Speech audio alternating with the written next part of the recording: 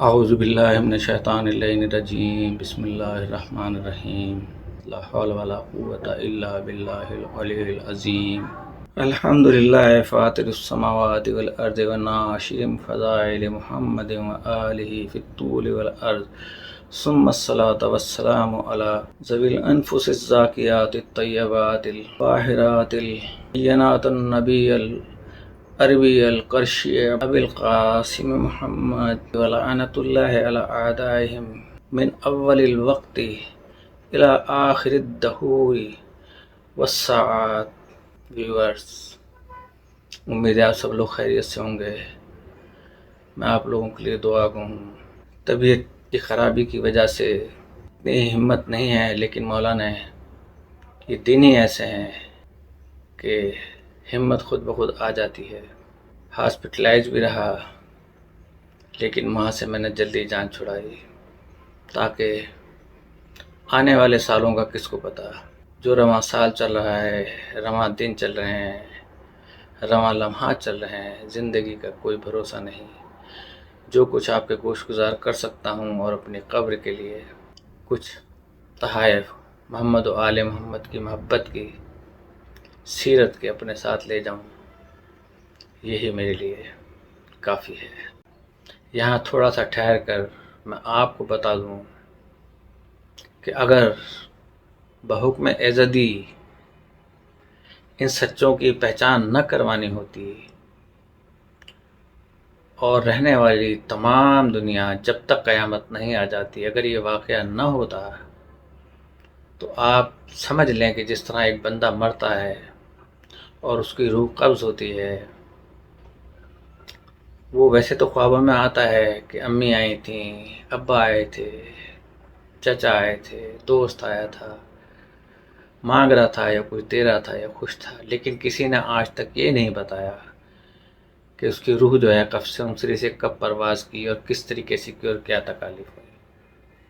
لہٰذا یہ ہمارے خیالات ہوتے ہیں، ہماری محبتیں ہوتی ہیں، ان سے تحت شعور میں ہمارے بیٹھی ہوتی ہیں، تو وہ ہمارے سامنے آ جاتی ہیں۔ نہ عالم برزخ کے واقعات کا پتہ چلا ہے سوائے اس کے کہ جو ہمیں ائمہ معصومین علیہم الصلوۃ والسلام نے بتائے ہیں۔ تو میں عرض کر رہا تھا کہ دین اسلام کی بقا، حق کی سربلندی اور باطل کے خلاف قیام کا علم بلند فرمایا، ورنہ آج تک حق اور باطل کا پتہ نہ چلتا اگر یہ واقعہ نہ ہوتا۔ آج پورے عالمی دنیا کے اندر مسلم ہوں غیر مسلم ہوں، سوائے خارجی لوگوں کے، ناصبیوں کے، اور جو ہمارے پاکستان کے خلاف افغانستان سے دہشت گردی ہو رہی ہے، تو ہمیں یہ نہ پتہ چلتا کہ ہم اس کے خلاف مقابلہ کیسے کریں۔ غیر مسلم مبصرین نے بھی کربلا واقعہ سے بہت کچھ سیکھا اور حق اور باطل کا وہاں سے پتہ چلا، ورنہ اگر باطل ہی باطل ہوتا تو کوئی حق کا ذکر کرتا تو ہمیں حق کا پتہ ہی نہیں ہوتا کہ حق کیا ہوتا ہے، اور اگر ہم صرف حق ہی حق کا ذکر کرتے تو ہمیں یہ پتہ نہ چلتا کہ باطل کیا ہوتا ہے۔ سب یہی سمجھتے کہ ایسا ہی ہوتا ہوگا، جیسے کہ میں نے ابھی بتایا کہ جو بھی مرتا ہے تو کس طرح مرتا ہے کچھ پتہ نہیں، کسی نے آج تک خواب میں آ کے نہیں بتایا سوائے امام معصوم علیہ السلام۔ ویورز، امام حسین علیہ السلام کا قیام اقتدار کے لیے نہیں تھا جیسا کہ پروپیگنڈا کیا جاتا ہے۔ ان کا اقتدار تو فرش سے لے کے عرش تک کل بھی باقی تھا، آج بھی باقی ہے، آئندہ بھی باقی رہے گا قیامت تک۔ اور پھر بی بی فاطمہ الزہرا کی اولاد سے ہی، علی کی اولاد سے ہی، آل ابو طالب کی اولاد سے ہی، رسول اکرم صلی اللہ علیہ وسلم کی اولاد سے ہی حضرت امام مہدی آخر الزمان علیہ الصلوۃ والسلام، جو کل بھی امام تھے، آج بھی امام ہیں، آئندہ بھی رہیں گے، اور پھر انہوں نے حقیقتیں بیان کرنی ہیں، پھر ان سے جنگیں کرنی ہیں، آخر میں اسلام کا بول بالا ہونا ہے۔ اللہ تعالیٰ نے سال کے 12 مہینوں میں سے 4 مہینوں کو خصوصی عظمت، حرمت والا بنایا ہے، اور محرم الحرام انہی عظمت والے مہینوں میں سے ایک ہے۔ قرآن مجید میں ارشاد ہوتا ہے کہ بے شک اللہ کے نزدیک مہینوں کی تعداد 12 ہے، ان میں سے 4 حرمت والے ہیں۔ حرمت والے اس لیے ہیں کہ اس دور میں ان حرمتوں کے مہینے میں قتل و غارت گری جنگیں बंद हो जाया करती थी। मुहर्रमुल हराम को शहरुल्लाह यानी अल्लाह का महीना भी कहा गया है।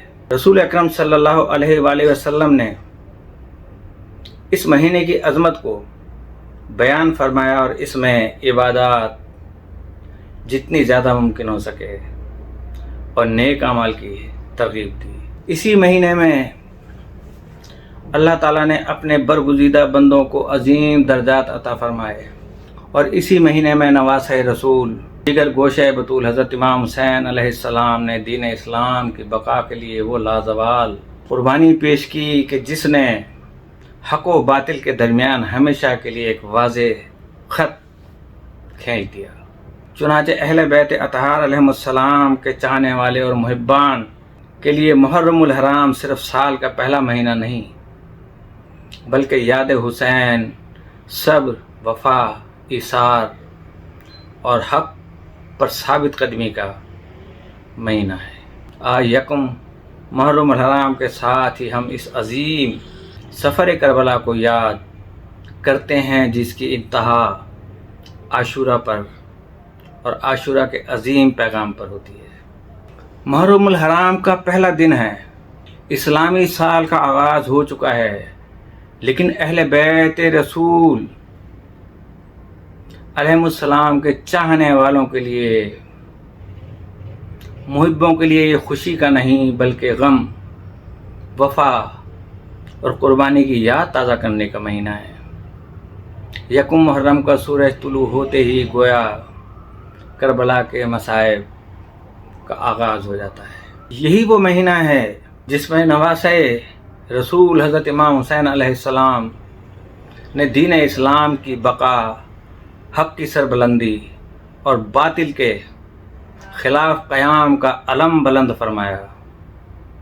करबला गदीर से शुरू हो चुकी थी, फिर जब आंधी चली और इमाम हुसैन अलैहिस्सलाम के बालों में गर्द जमी तो रसूल अकरम सल्लल्लाहु अलैहि वसल्लम उनका सर धो रहे थे। सहाबा कराम ने पूछा, या रसूलल्लाह, या आप क्या कर रहे हैं? कहा कि मैं अपने इस बेटे का सर धो रहा हूँ। कहा कि आपके आंसू बहने का क्या सबब है? फरमाया कि मेरा ये बेटा दीन इस्लाम की खातिर 10 मुहर्रम को बेगोरो कफन बेगुनाह शहीद किया जाएगा।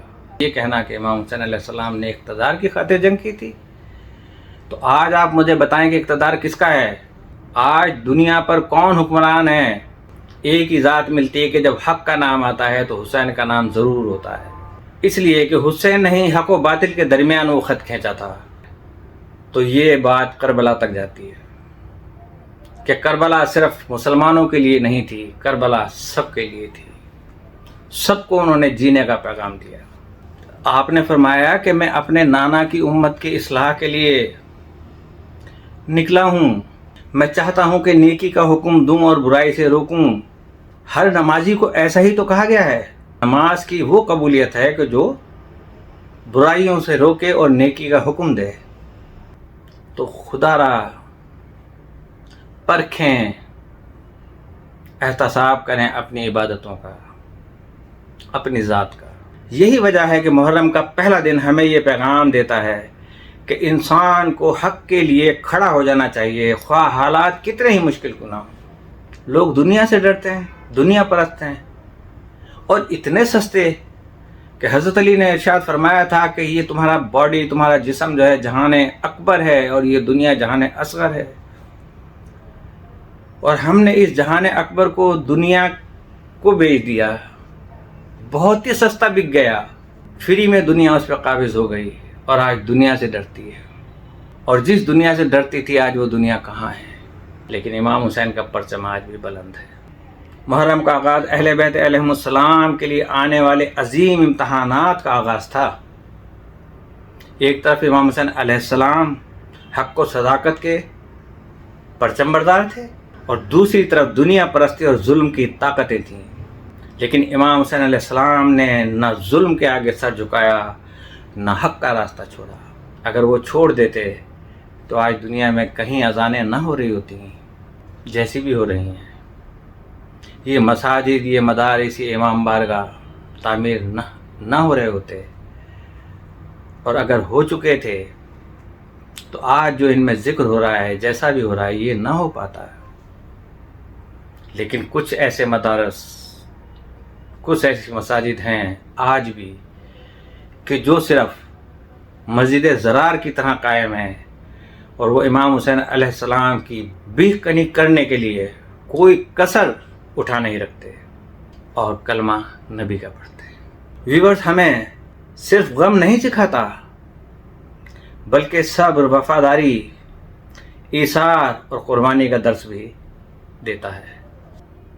جیسے کہ کل میں نے ہلال اضحیٰ کے بیان میں عرض کیا تھا کہ یزید کے کہنے پر جب ولید کو بھیجا گیا کہ جا کر امام حسین سے بیعت طلب کرو، بصورت دیگر ان کا سر میرے سامنے پیش کرو، تو امام حسین علیہ السلام اس کے پاس گئے. ادھر جناب زینب اور دیگر عورتیں دروازے پر منتظر رہیں کہیں لڑائی نہ ہو جائے.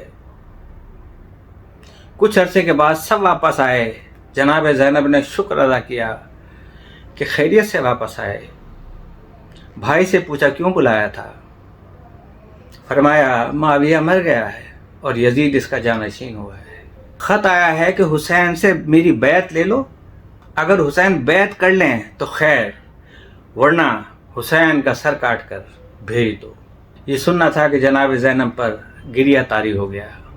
جب دیر ہو گئی تو امام حسین علیہ السلام نے چاہا کہ بہن کو تسکین دیں، مگر کس طرح تسکین دیتے؟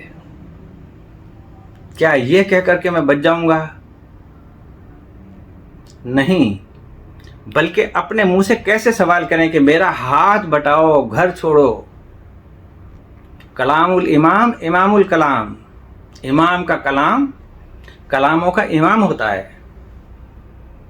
امام حسین جیسے کلام کرنے والے اور جناب زینب سلام اللہ علیہ جیسی بہن سمجھنے والی زینب پر رقت طاری ہو رہی ہے. امام حسین علیہ السلام نے فرمایا اس وقت نہ بھائی حسن ہے، نہ بابا علی، نہ ماں فاطمہ. تم جناب فاطمہ تو زہرا کی جگہ ہو. تم سے ایک مشورہ لینا چاہتا ہوں، مجھے مشورہ دو. پوچھا بھیا کیا مشورہ ہے؟ فرمایا مجھے صلاح دو کہ میں یزید کے بیعت کر لوں یا منع کر دوں. یہ سننا تھا کہ جناب زینب کے جسم میں ایک تغیر پیدا ہوا. آنسو پوچھے، منہ اٹھایا. بھیا یہ بات مشورے کی ہے، تم یزید کے ہاتھ پر بیعت کرو یا نہ کرو. تمہارے بیعت کرنے کے تو یہ معنی ہیں کہ رسول اکرم صلی اللہ علیہ وسلم، علی، حسن اور تمام انبیاء نے یزید کے ہاتھوں پہ معاذ اللہ بیعت کر دی.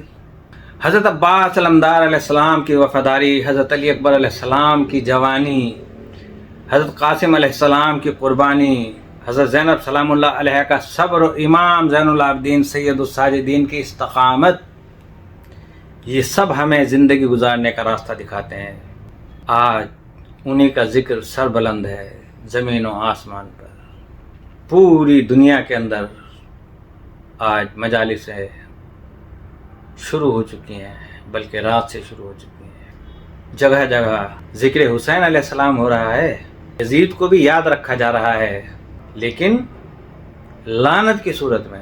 کیونکہ محبت کرنے والا ہو یا دشمنی کرنے والا ہو، دونوں دل سے نہیں بھولتے، دونوں یاد رکھتے ہیں.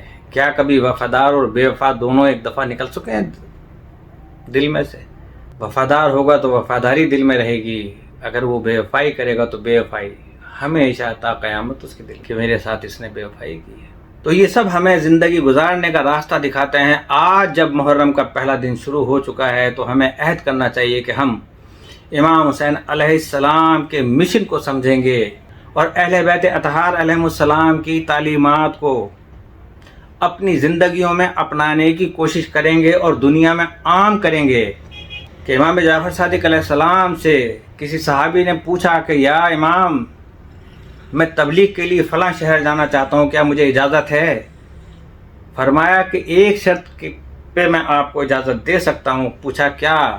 کہا کہ وہاں پہ جا کے بولنا نہیں ہے. کہا مولا پھر تبلیغ کیسے کروں گا؟ کہا کہ اپنے عمل سے.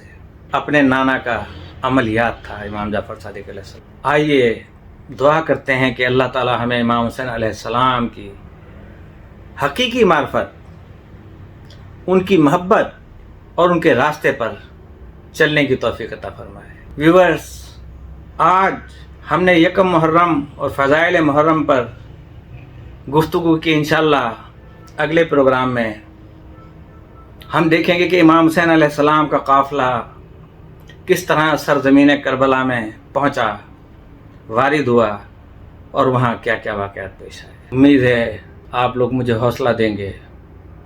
اللہ پاک ہمیں کوئی غم نہ دے سوائے غم حسین علیہ السلام کے، کہ یہی غم ہمارے لیے سرمایہ حیات ہے۔ ہم اپنے دکھوں کو بھول جاتے ہیں، اپنے غموں کو بھول جاتے ہیں، لیکن یہ غم جب ہماری زندگی میں آتا ہے تو ہمیں ایک ایسی گوناگون خوشی محسوس ہوتی ہے کہ جیسے ہمیں دنیا کی تمام دولت مل گئی ہے۔ السلام علیکم ورحمۃ اللہ وبرکاتہ۔